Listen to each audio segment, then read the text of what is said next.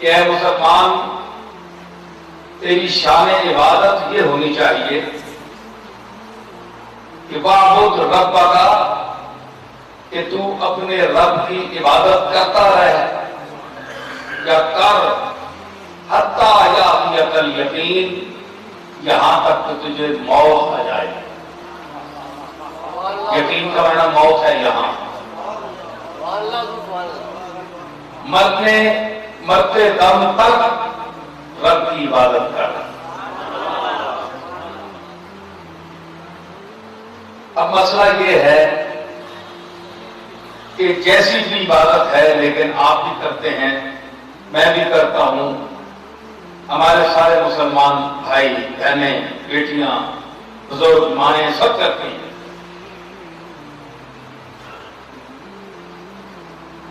لیکن عبادت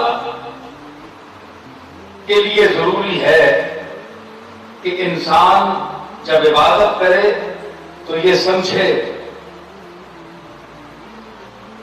کہ میں اللہ کو دیکھ رہا ہوں، اور اگر اس مرتبے کا نہیں ہے تو کم از کم یہ سمجھے کہ اللہ مجھے دیکھ رہا ہے۔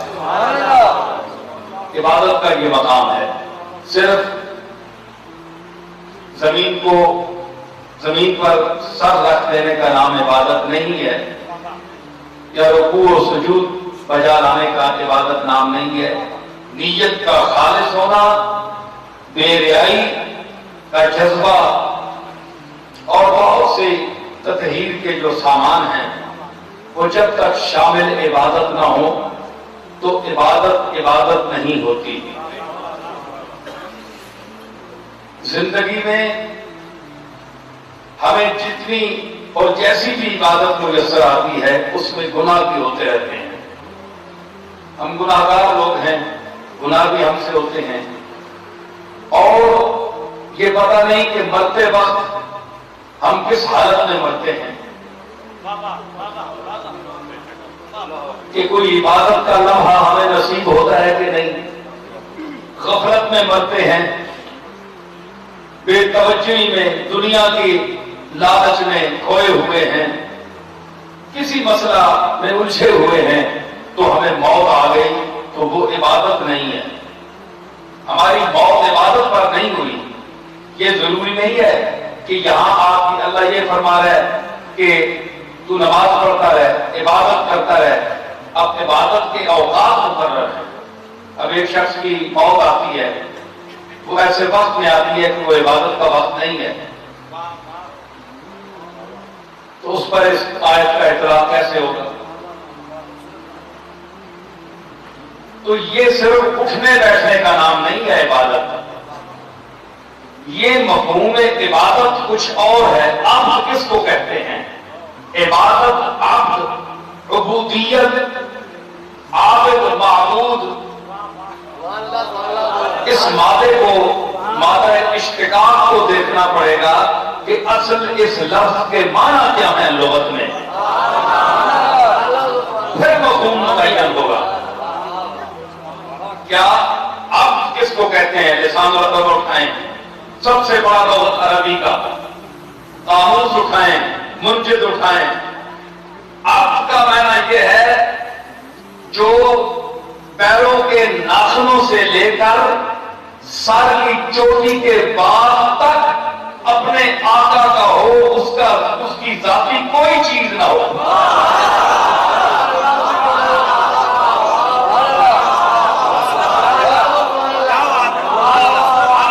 کوئی چیز اس کی ذاتی نہ ہو، پیر کے ناخن سے لے کر سر کا بال جہاں ختم ہوتا ہے، یہاں چوٹی سے لے کر پاؤں تک وہ کسی اور کی ملکیت ہو، کوئی اختیار نہ ہو اس کو کہتے ہیں عبد۔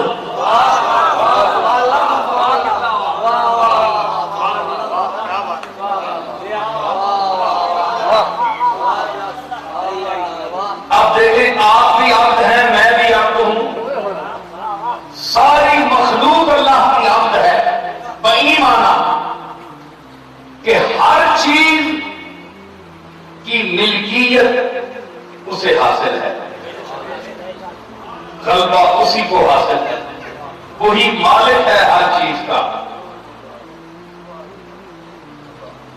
بیدہ ملکوت السماوات والارض، فرمایا اس کے ہاتھ میں ہے زمینوں اور آسمانوں کی ملکیت. ہر چیز کائنات کی ذرے سے لے کر آفتاب تک اور کوہ سے لے کر کاہ تک، منزل سے لے کر راہ تک،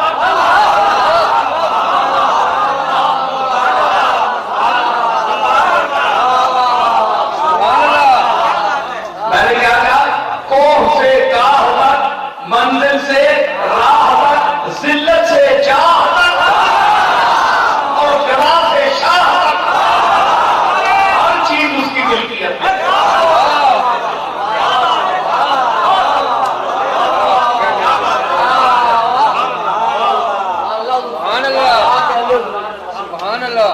کیا ثابت ہوا کہ آپ کی کوئی چیز نہیں ایسا تھی.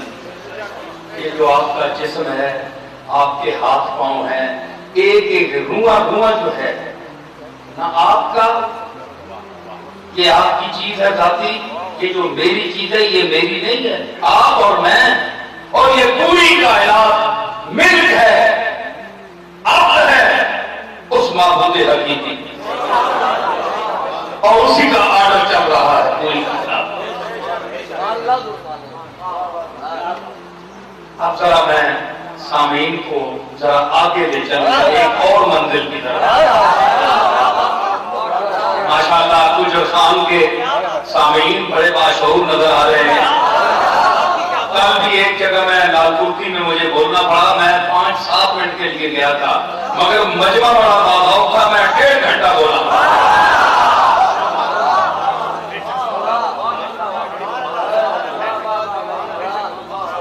کیا ہوا؟ ذرا آگے چلیے بھائی. اب تو سارے ہوئے.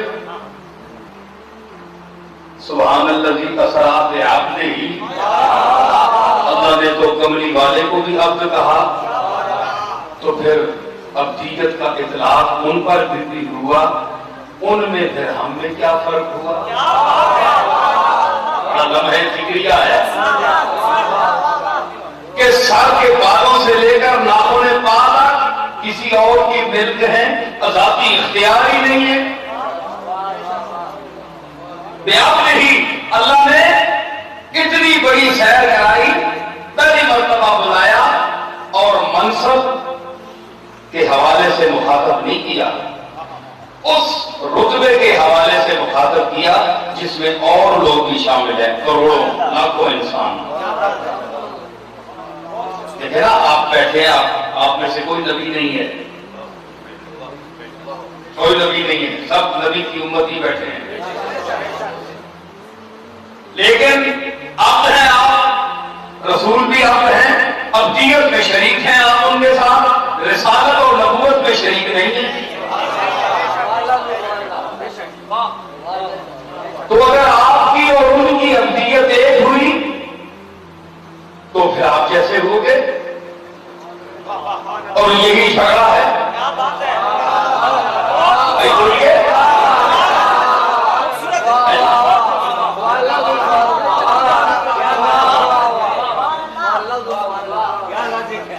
دیکھیں ایک نقطہ یہ ہے، ایک صاحب مجھ سے کہنے لگے کہ بھائی اللہ نے اگر اس رسول میں کوئی تخصیص تھی تو اللہ نے عبد کہہ کر کیوں پکارا، نبوت کے منصب سے پکارا.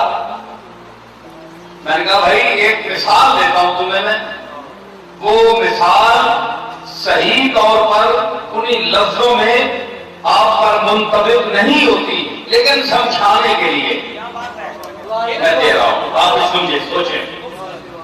ایک بہت بڑا فاضل ڈاکٹر علامہ فہامہ، راضی دوراں، غزالی عصر، بہکی زمان، بہت بڑا جینیس، نابغہ روزگار انسان ہو، کسی کا بیٹا ہو، کسی ماں کا بیٹا ہو، دنیا کے لیے سارے القاب اس کے لیے بولے جائیں گے، لیکن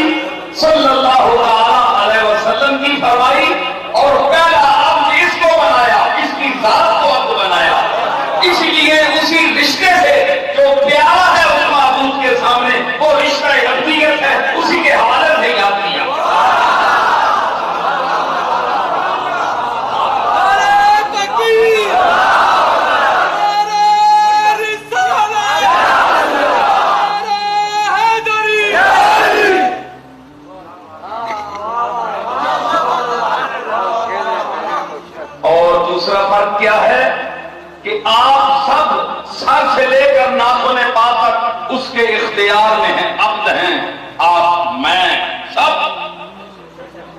لیکن یہ اب اسراب عبد ہی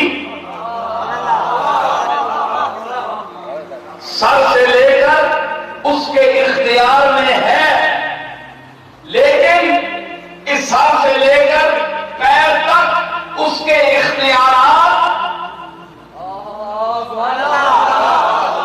جو وہ دینا چاہے، جو اس نے دیے، وہ اپنے عزم سے جس انداز میں اس کو بروئے کار لانا چاہے تو وہ چیز اسی وقت ہو جاتی ہے. جیسے اللہ نے فرمایا کن فیکون، سرکار اگر فرمائے کن تو وہ اسی طرح فیکون ہو جاتا ہے.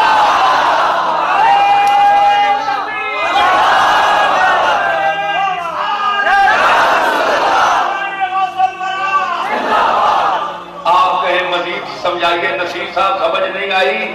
بھائی جن کو سمجھ نہیں آئی یا سمجھ آنا جن کے مقدر میں نہیں، ان کو تو ہمارے بڑے بڑے بھی سمجھاتے رہے سمجھ نہیں آئی، لیکن پھر بھی میں کوشش کرتا ہوں.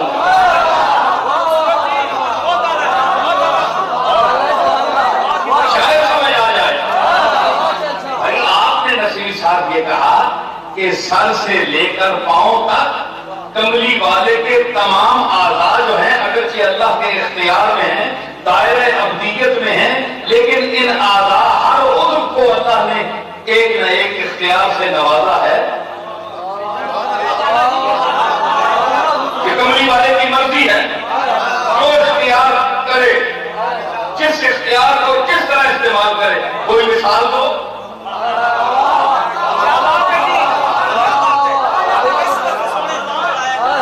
بھائی جھولا جھول رہا ہے،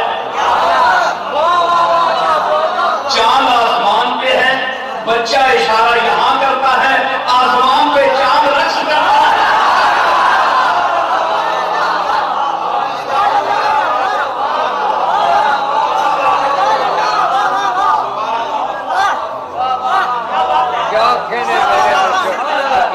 اور یہی بچہ بڑا ہوتا ہے، سوال ہوگا کہ کوئی معجزہ دکھا، تو عبد ہے، تیری ہر چیز اللہ کے اختیار ہے، تیرے اختیار میں. تو پوچھیں گے اچھا یوں کیا، یوں ہو گیا.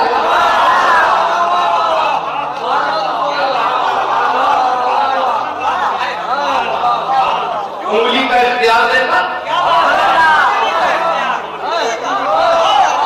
انگلی کا اختیار. آپ ایک دفعہ جنگل میں جا رہے تھے تو سامنے سے ایک سوار آیا. حدیثوں میں آتا ہے کہ حضور نے فرمایا ایک انصاری تھا، آپ اس کو دیکھنا چاہتے تھے، وہاں خادم تھا، اس انصاری کو دیکھنا چاہتے تھے مگر وہ تھا نہیں وہاں. وہ دور سے اس کا اقصا نظر آیا کہ کوئی صحابہ بیٹھے ہیں، سب دیکھ رہے ہیں کہ پتہ نہیں یہ کون آ رہا ہے. تو سرکار نے اس کی طرف انگلی اشارہ کر کے فرمایا کون ابو خیسمہ، ابو خیسمہ ہو جا. جب وہ نزدیک آیا تو وہی انصاری ابو خیسمہ تھا. وہ کون تھا؟ سرکار نے کون کہا تو اللہ نہیں کہ کون کہا.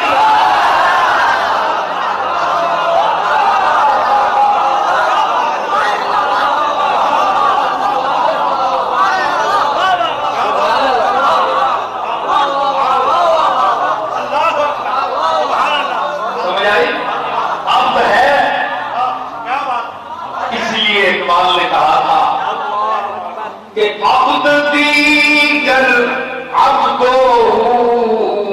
چیزیں دیگر،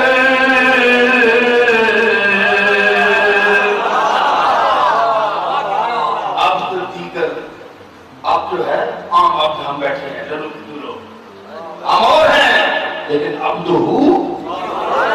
اس کا بندہ یہ اور چیز ہے، یہ اور چیز ہے. عبد دیگر عبد چیزیں دیگر،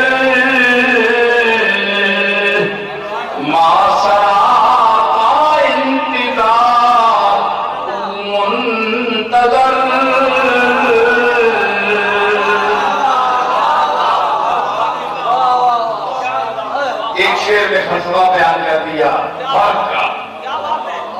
اقبال کہتے ہیں کہ عبد اور ہے اور عبدہ اور ہے، عبد تو اور میں ہیں، ہم عام لوگ ہیں، ہم اس کے منتظر رہتے ہیں اور یہ وہ عبد ہے جس کا وہ منتظر رہتا ہے۔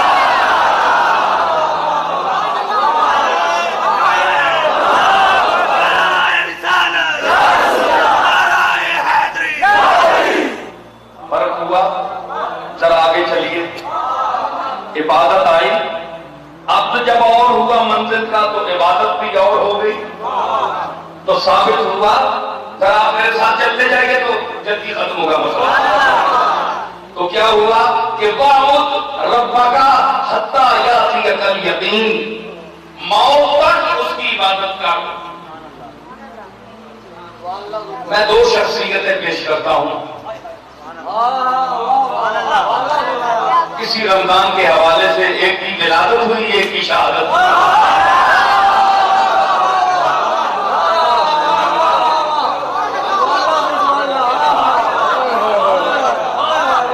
مطلع حسن پر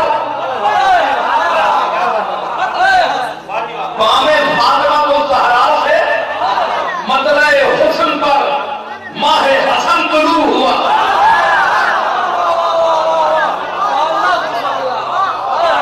یہی رمضان کا مہینہ ہے، اور حسین بھائی، حسن کا بھائی، مطلع حسن پر حسنی ماہ تمام طلوع ہوا۔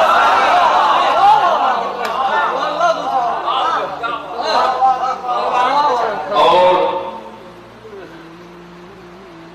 21 رمضان کو آفتاب ولایت خاتم الخلفاء سربراہ اولیاء تاجدار حلقہ واقف اسرار انہا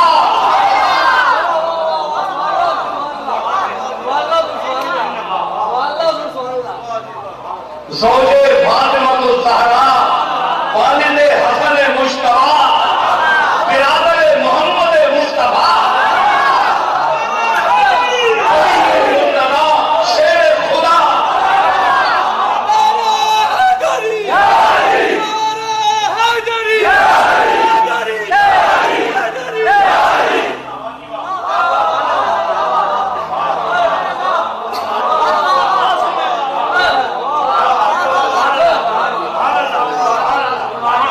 دنیا کے افق پر غروب ہو کر ابد کے مطلع پر طلوع ہوا۔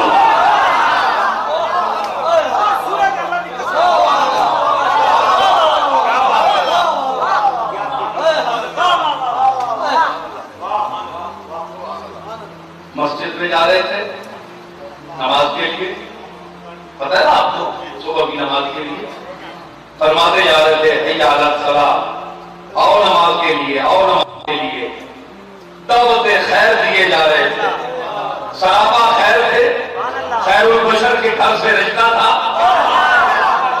دعوت خیر دیتے جا رہے تھے، حملہ ہوا۔ وَاعْبُدْ رَبَّكَ حَتَّىٰ يَأْتِيَكَ الْيَقِينُ، اپنے رب کی عبادت کر یہاں تک کہ تجھے موت آ جائے۔ آخری لمحے تک علی نے اپنی عبادت کو ثابت کیا۔ آیت کا مصداق بنے، چھوٹے بیٹے حسن مجتبی کے بھائی تشرع کربلا زین العابدین کے باپ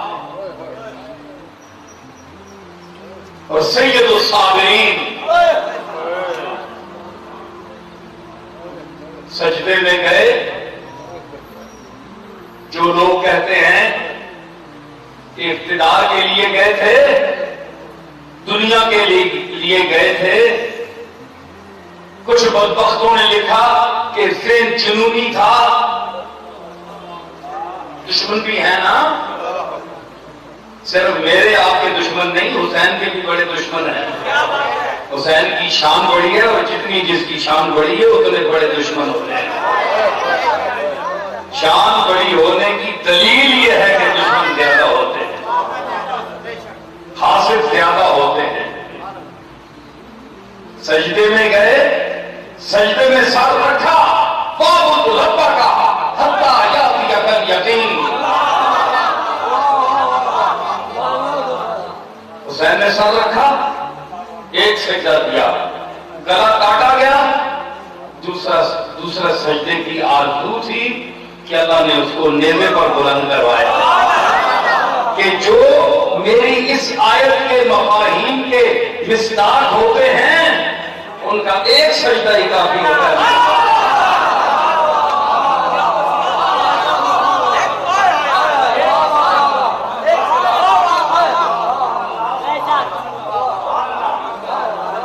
حسین والا سجدہ بڑا مشکل ہے، بڑا مشکل سجدہ ہے۔ شیخ پڑے محراب حرم میں پہرو دو گانا پڑھتے رہیں، شیخ پڑے محراب حرم میں پہرو دو گانا پڑھتے رہیں، شیخ پڑے محراب حرم میں پہرو دو گانا پڑھتے رہیں، ارے سجدہ ایک اس تیر تلے کا ان سے ہو تو سلام کریں۔ تلوار کے نیچے ایک سجدہ حسین اگر کسی پیر سے ادا ہو جائے، کسی مولوی صاحب سے، مفتی صاحب سے ادا ہو جائے تو ہم اٹھ کر ان کو 100 سلام کریں۔ محراب میں گھس کر پوشیدہ سجدہ کرنا اور ہے، لیکن مقتل کو مصلی بنا دینا اور بات ہے۔ مقتل کے مصلی پر کھڑے ہو کر نماز پڑھ۔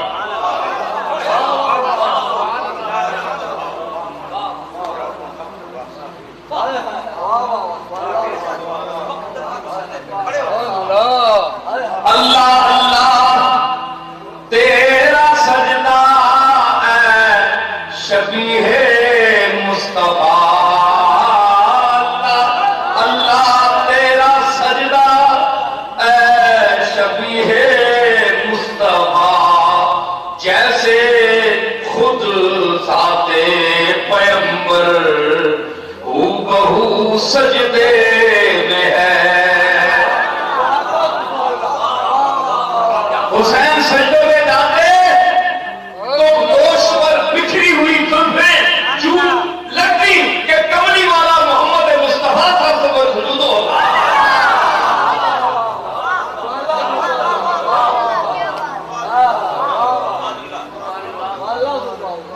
زندگی اور موت کے درمیان اس نماز کے بعد حسین نے کوئی دنیا نہیں دیکھی۔ ایسی عبادت کی بھائی، بعد میں بھی انسان مارا جا سکتا ہے نا، دیکھے نا، سجدے سے سر اٹھا، سلام پھیرا، پھر دنیا میں پھرے چلے پھرے، کچھ کام کیا پھر مارے گئے نہیں،